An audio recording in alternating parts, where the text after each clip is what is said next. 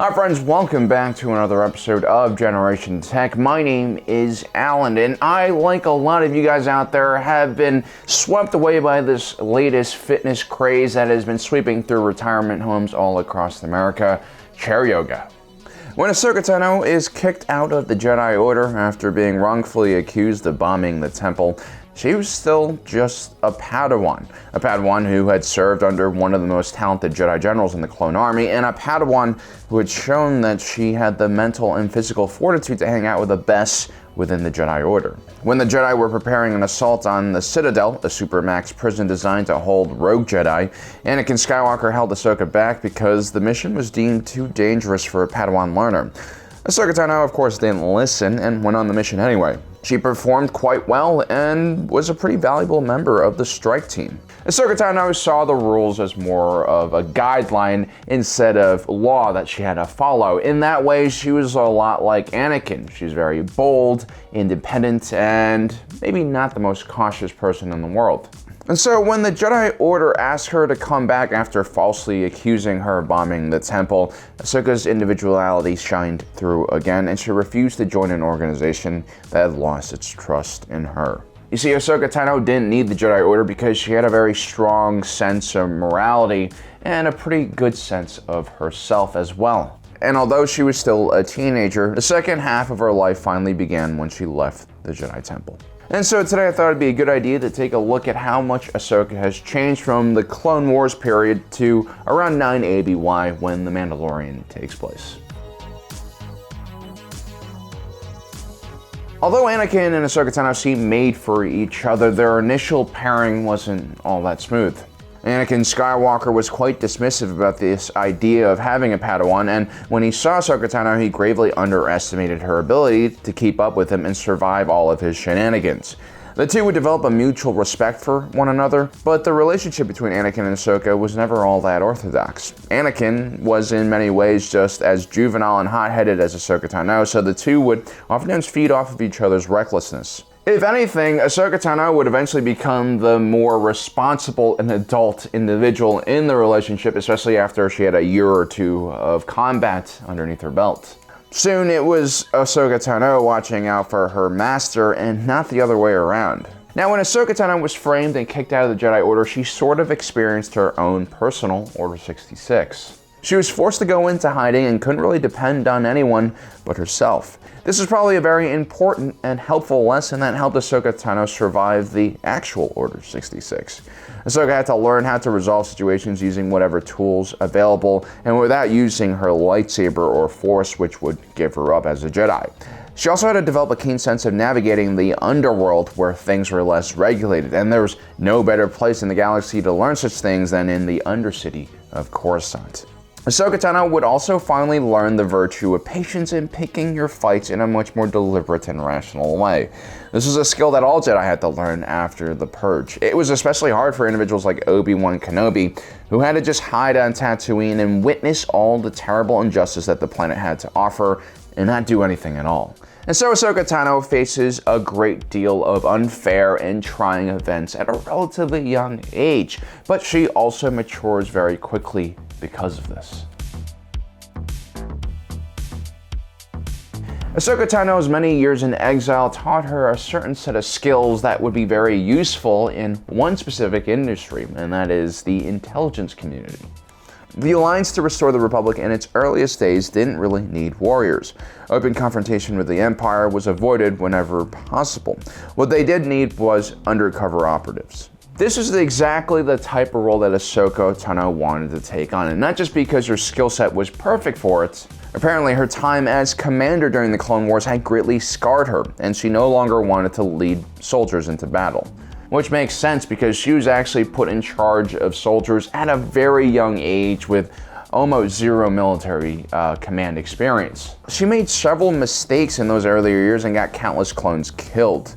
Although this might be the inevitable cost of warfare, it's very hard for someone her age to understand that.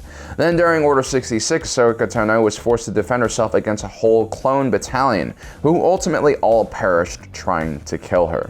You see, Ahsoka Tano probably realized this universal truth that a lot of people don't understand until it's far too late in their lives. And that's fighting for an organization will always lead to disappointment, whereas fighting for your own personal values will lead to a much more fulfilled life.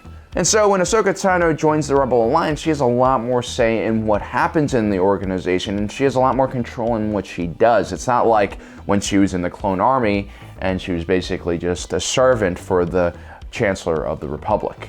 Ahsoka Tano had many skills beyond just fighting people. She was an avid mechanic and a starfighter pilot, two hobbies she also shared with Anakin Skywalker. During her time in exile, Ahsoka Tano would be employed as a mechanic several times, a position she would use to get to know the locals and understand the lay of the land. When Ahsoka Tano assumes the role of Fulcrum, she uses the skills she'd learned while in hiding to keep herself and other rebel cells across the galaxy safe.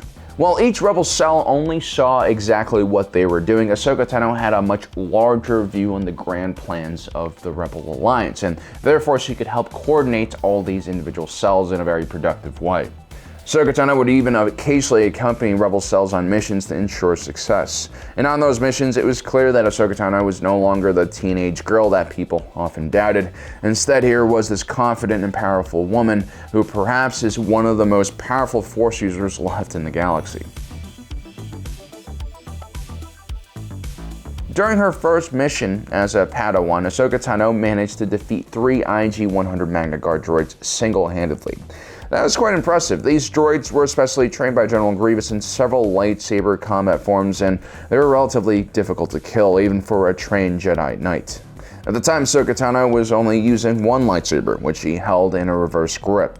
But as the war went on, Ahsoka Tano started training in Jarkai, or the art of dual wielding. In addition to her standard lightsaber, she now also had a Shoto lightsaber as well. Having 2 blades on a battlefield full of deadly droids and flying blaster bolts is probably a pretty good idea. But like other dual-wielding fighters, Ahsoka Tano soon became too dependent on Jarkai, and her single-blade skills began to suffer. But for the most part, Ahsoka Tano would continue to develop her skills as a lightsaber duelist, and we watch her improve consistently. If we take a look at the difference between Ahsoka's first duel against Grievous and compare it to the second one, where she held her own, we can tell that the Padawan is a quick learner. And by the time of the Siege of Mandalore, Ahsoka is able to go toe-to-toe with Maul, who was in his own right an excellent duelist. A decade later, Ahsoka Tano had all but mastered the art of lightsaber dueling. She was able to defeat 2 Imperial Inquisitors and even was able to deactivate a double-bladed lightsaber with her bare hands, something that I didn't know was even possible.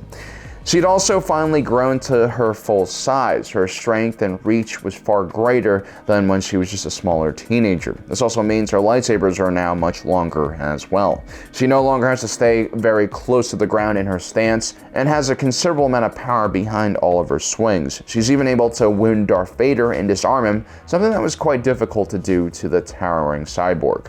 And honestly, if you take a close look at the wound she gave Darth Vader, Ahsoka could have clearly struck deeper and perhaps even killed Vader if she wanted to. But in some ways, Ahsoka Tano has not changed at all. Her heart is still in the same place. She doesn't just see Darth Vader when she fights him, she still sees Anakin Skywalker underneath that suit. Compared to the first time Ahsoka Tano fought against Anakin Skywalker during the Clone Wars, old Ahsoka has clearly advanced her skills quite a lot though. Her hand-to-hand combat skills have also improved from being forced to take down thugs without revealing her Jedi skills or lightsaber. Now, Ahsoka Tano is really lucky to have left the Jedi Order when she did. The whole set of circumstances surrounding her departure helped open her eyes to just what the Jedi Order had become. Even though Ahsoka Tano typically followed her heart, at the time she was a very loyal member of the Jedi. But now her faith in the Order and their teachings had been destroyed. While many consider Ahsoka Tano a gray Jedi, in reality she's still pretty light side oriented. We don't ever see her dabble in any dark side methods, which is a very common thing for a gray Jedi to do, especially when pressed in very tough combat situations. It could be because Ahsoka Tano has a very strong personal moral code, which prevents her from doing more messed up things with the Force. So in many ways, she's created her own set of beliefs based on her life experiences. She's far removed from the institutionalized infrastructure of the Jedi Order. Ahsoka Tano, in my opinion, is the greatest hope for all future Force users. Should she decide to take on the role of being a mentor, I think great things will happen. So there you have it, guys. I hope you enjoyed today's episode. Don't forget to subscribe and hit that notification button down below so you don't miss out on the rest of our awesome content. As usual, thanks for joining us today. If you're watching this, you are Generation Tech.